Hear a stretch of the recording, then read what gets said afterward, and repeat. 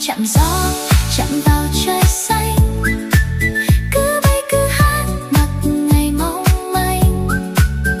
Hoa cỏ cây ngoài kia đang vẫy gọi, nụ cười rạng rỡ giữa đất trời. Chạm mây chạm gió, chạm vào trời xanh, cứ bay cứ hát mặc ngày mong manh.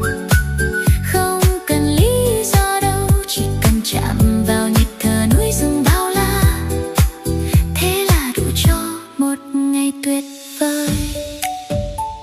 Mai sau phố xa kéo quay về, vẫn mang theo gió cùng lời thề rằng trái